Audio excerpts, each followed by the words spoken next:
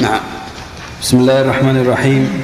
قال البخاري رحمه الله تعالى في حديث عائشة في إخبارها عن أول الوحي إلى رسول الله صلى الله عليه وسلم: فانطلقت به خديجة حتى أتت به ورقة بن نوفل ابن أسد بن عبد العزى ابن عم خديجة، وكان امرأ تنصر في الجاهلية، وكان يكتب الكتاب العبراني، فيكتب من الإنجيل بالعبرانية ما شاء الله أن يكتب، وكان شيخا كبيرا قد عمي.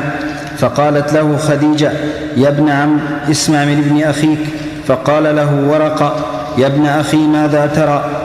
فأخبره رسول الله صلى الله عليه وسلم خبر ما رأى. فقال له ورقة: هذا الناموس الذي نزل الله على موسى، يا ليتني فيها جذعا، ليتني أكون حيا إذ يخرجك يا شيخ. نعم، بالضم عندي. إذ يخرجك. نعم، إذ يخرجك قومك. فقال رسول الله صلى الله عليه وسلم: أو مخرجيهم؟ قال: نعم، لم يأت رجل قط بمثل ما جئت به إلا عودي، وإن يدركني يومك أنصرك نصرا مؤزرا. ثم لم ينشب ورقة أن توفي، وفتر الوحي.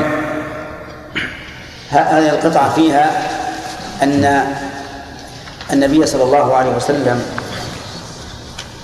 لما حكى لخديجة ما حكى، ذهبت به إلى ورقة بن نوفل، لأن عنده علم من الكتاب، حيث أنه تنصر أي دخل في دين النصارى. ودين النصارى إذ ذاك ليس فيه التحريف الذي حصل بعد بعثة النبي صلى الله عليه وعلى آله وسلم. فيه تحريف، ولكنه ليس كالتحريف الذي حصل بعد بعثة الرسول صلى الله عليه وعلى آله وسلم، لأن الذي حصل بعد بعثة الرسول تحريف عظيم توصلوا به إلى إنكار نبوة محمد عليه الصلاة والسلام، مع أنها ثابتة في الإنجيل. قال له ورقة: هذا الناموس الذي نزل الله على موسى. الناموس يقولون إنه رسول السر، الذي يرسل بالسر يسمى ناموسا.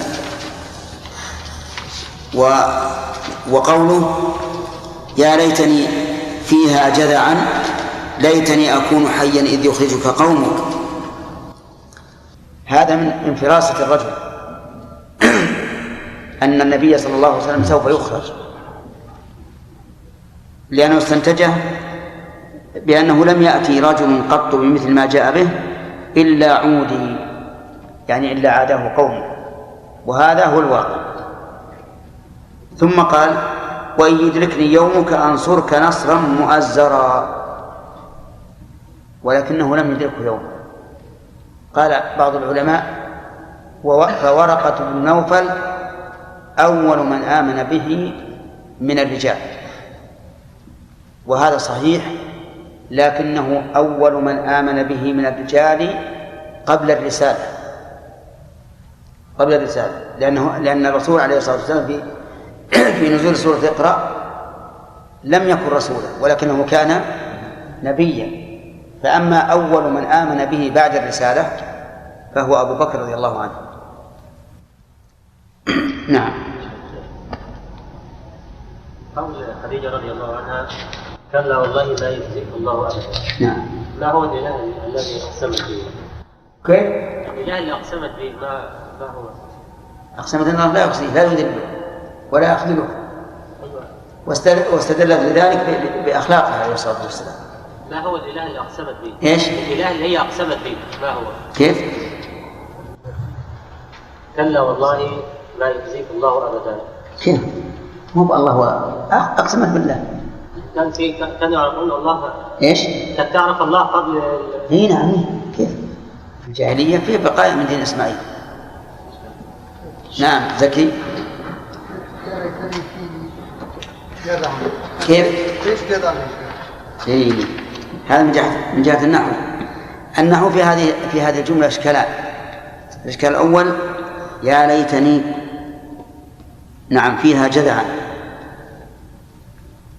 والأكثر أن يقال جذع، لأن ليت تنصب الاسم وترفع الخبر، فإما أن يقال إن على تقدير محذوف يا ليتني فيها كنت جذعا، فهو خبر لكان محذوفا، وإما أن يقال إنه على اللغة القليلة التي ينصب بإن الجزآن المبتدأ والخبر، ومنه قول الشاعر إن حراسنا أسدا، والكثير أن يقال أسد خبر إن.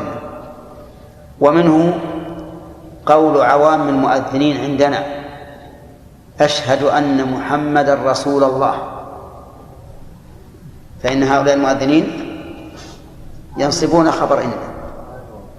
نعم، على لغة فيها لغة على لغتهم. وقولنا هذا أحسن من أن نقول إن رسول بدل من محمد، لأننا لو قلنا بذلك لكانت الجملة غير تامة، وحينئذ لا يصح الأذان. فإذا قلنا الجملة تامة ولكنهم تكلموا بلغة من ينصب الجزئين صار أذانهم صحيحا. كما أنه أيضا إبدال الهمزة واوا بعد الضمة لغة، وعليها عوام المؤذنين الذين يقولون الله أكبر، وأكبر الواو بدل الهمزة. ونحن كلما أمكن أن نجد مخرجا للفرار من إفساد الأذان فهو واجب، لأن نعرف أن العوام إذا قال الله أكبر وش يريد أكبر لا شك. وكذلك أن محمد رسول الله ماذا يريد؟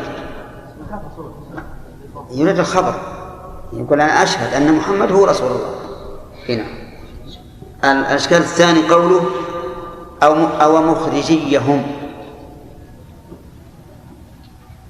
إذا جعلناهم فاعل مخرج صار فيها الإتيان بالضمير مع الفاعل، وهذا على لغة أكلوه البراغيث.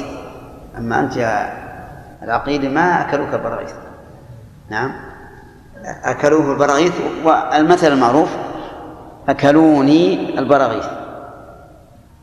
وعلى اللغة المشهورة أن يقول أكلني. أو مخرجيهم أيضا على اللغة المشهورة يقول أو مخرجيهم أو مخرجيهم، ما يأتي بالياء، لكن لا شك أن اللغة أحيانا تكون واسعة. نعم. يذكر أحيانا ورقة من نوفل، وعلى هذا الآن ورقة حكم بإيمانه، ما فائدة ذكر؟ لا، بعد النبوة آمن بالرسول. ليش؟ ما يذكر. لا، هو مو مع الفترة، هو أدرك النبوة لكن أكثر حياته في الفترة. نعم. الأصيل يا شيخ يا ليتني فيها جذع. ها؟ أن الأصيل في الشرح إيه؟ يا ليتني فيها جذع. طيب على هذا ما في أشكال. هل استفاد الشيخ من بعض العلماء على أن نوفل على ورقة من هؤلاء ممن دخل في الإسلام على أنه لا يشترط النطق بالشهادة؟ ما نطق بالشهادة؟ إيه، ما هو شرط مؤمن وكان بالأول يتشهد، لأنه على دين النصارى، ودين النصارى الصحيح توحيد الله عز وجل.